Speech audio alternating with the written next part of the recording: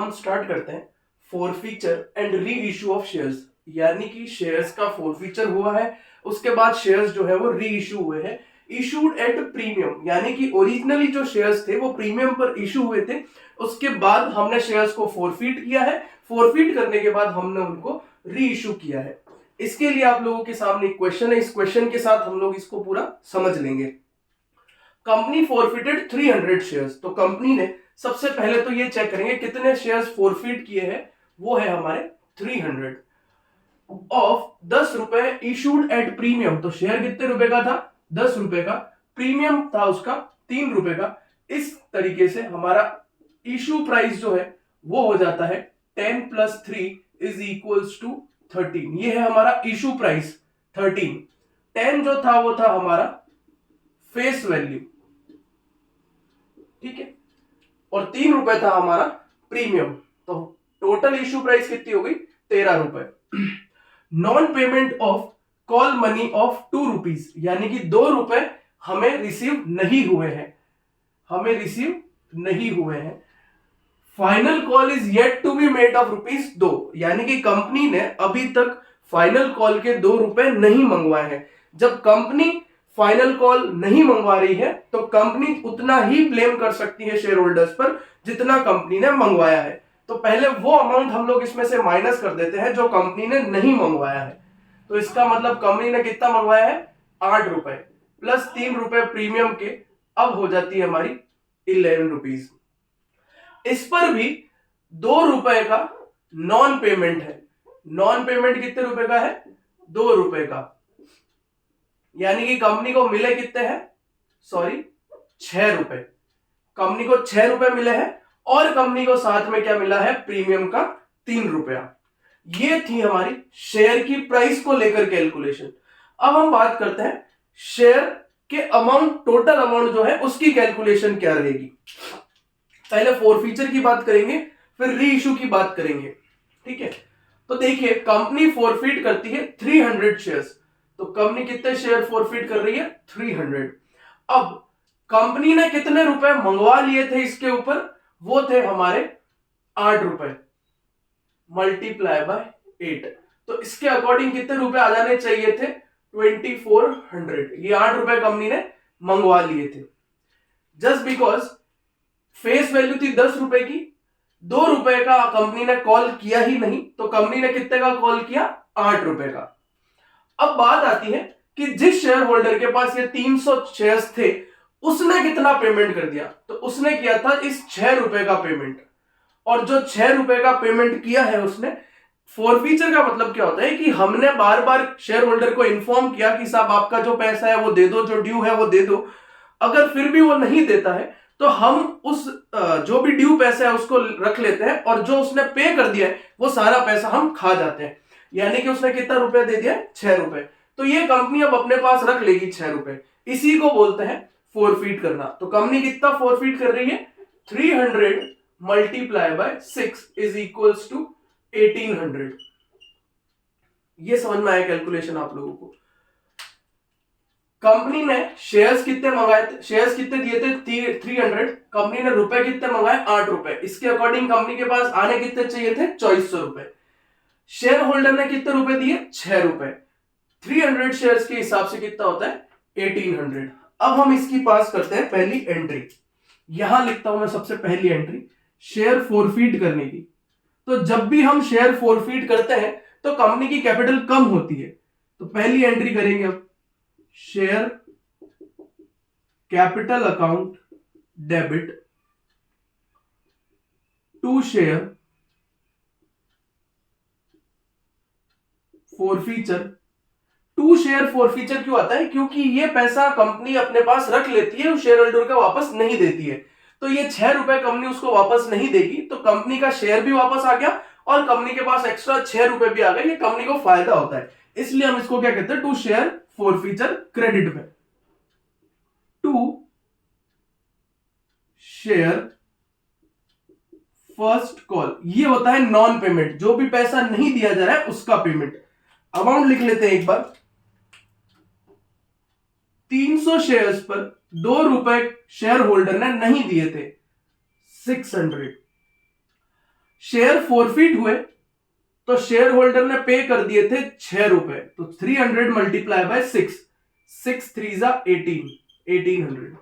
और कंपनी के पास आने कितने चाहिए थे? उस शेयर होल्डर के पास 300 शेयर्स थे, कंपनी ने 8 रुपए मंगवाए थे, तो मल्टीप्लाई बाय 8, ये हो गया आपका 24। ये फर्स्ट एंट्री हो गई आपके शेयर फोरफीचर की। तो कंपनी ने ये एंट्री पास करी, share capital account debit to share forfeiture to share first call. First call की जगह अगर हम लोग कॉल्स इन अरियर मेंटेन करते हैं तो आप लोग कॉल्स इन अरियर भी लिख सकते हैं। सिक्योरिटी प्रीमियम का ट्रीटमेंट हम लोगों ने क्या किया है कि फोरफीचर से भी सिक्योरिटी प्रीमियम माइनस कर दिया है और कैपिटल से भी सिक्योरिटी प्रीमियम माइनस कर दिया है। क्योंकि सिक्योरिटी प्रीमियम जो होता है as per section 52 of companies act 2013, section ये कहता है कि ये जो सिक्योरिटी प्रीमियम का पैसा है, अगर ये पैसा आ जाता है तो इसका फिर कुछ नहीं हो सकता, ये कंपनी के पास रहेगा और ये वही जगह यूज किया जा सकता है जो चीजें, जो पॉइंट जो है वो सेक्शन 52 में मेंशन है। इसलिए हमने इसको इसलिए हमने इसको यहां पर ट्रीटमेंट नहीं किया, और ट्रीटमेंट समझना भी चाहे तो हमने क्या किया है कि इन सब में से सिक्योरिटी प्रीमियम के पैसे को माइनस कर दिया है। नेक्स्ट एंट्री करते हैं। नेक्स्ट एंट्री होगी हमारी री इशू की।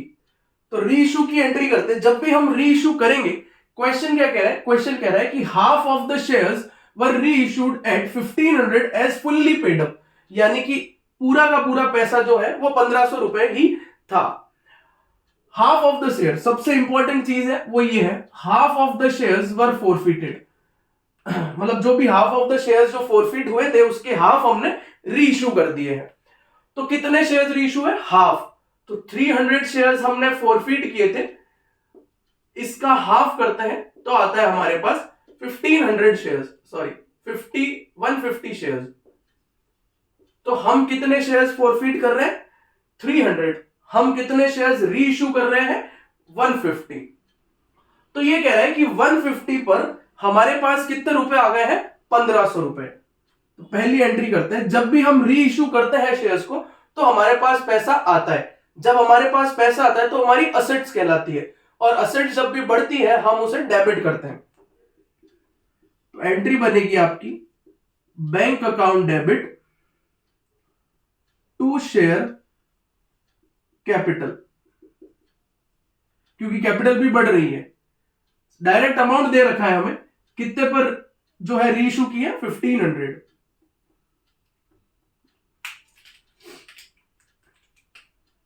ये हो गया आपका 1500, और शेयर था भी कितने का? 10 रुपए का। तो ऐसे भी कर सकते हैं हम लोग इसको, 150 मल्टीप्लाई बाय 10, क्योंकि क्या लिखा है? फुल्ली पेड अप, पूरा पेड अप हो गया। तो 150 मल्टीप्लाई बाय 10। तो ना तो प्रीमियम हुआ री इशू पर और ना ही डिस्काउंट हुआ। लेकिन हमें पता है कि जब भी हम लोग री इशू की एंट्री करते हैं तो अगर हमें एक्स्ट्रा फायदा हो रहा है, हमें इन द सेंस कंपनी को अगर एक्स्ट्रा फायदा हो रहा है, तो वो पैसा कैपिटल रिजर्व में जाता है। हमें अब कैपिटल रिजर्व में पैसा ट्रांसफर करना है। थर्ड एंट्री करते हैं हम लोग कैपिटल रिजर्व में पैसा ट्रांसफर करने की। तो कौन सा पैसा जाएगा? शेयर फोरफीचर का account debit to capital reserve,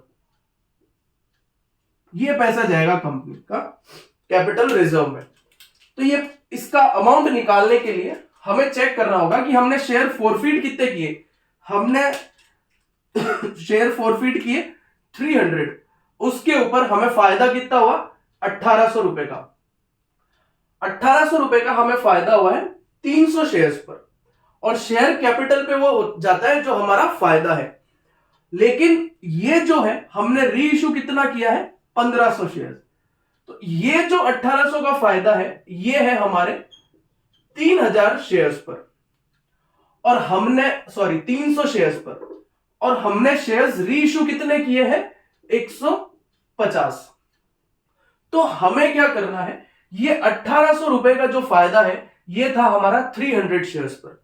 तो हमें निकालना है कि 150 शेयर्स पर हमें कितना फायदा हुआ है। उसका ट्रीटमेंट क्या है? एक फॉर्मूला है उसके लिए, अमाउंट ऑफ फोरफिटेड, जितना भी अमाउंट आप लोगों ने फोरफिट किया है divide by number of shares forfeited, जितने शेयर्स फॉरफिट हुए हैं, तो नंबर ऑफ शेयर्स कितने फॉरफिट हुए? 300 multiply by number of shares री इशूड, तो री इशूड कितने हुए इस क्वेश्चन में? 150। ये 0 से 0 गया, ये 50, इसकी कैलकुलेशन आएगी आपके 900। तो हमें 150 शेयर्स पर 900 रुपए का फायदा हुआ है, और यही फायदा हमारा कैपिटल रिजर्व में जाएगा। तो ये था हमारा एक छोटा सा question, forfeiture and re issue of shares which were originally issued at premium. एक दो क्वेश्चंस और करेंगे तो थोड़ी चीजें और क्लियर हो जाएगी। आई होप आप लोगों को वीडियो अच्छा लगा होगा, और अपने दोस्तों के साथ इसे शेयर कीजिए और ज्यादा से ज्यादा इसे फैला दीजिए। Thank you so much, have a nice day ahead.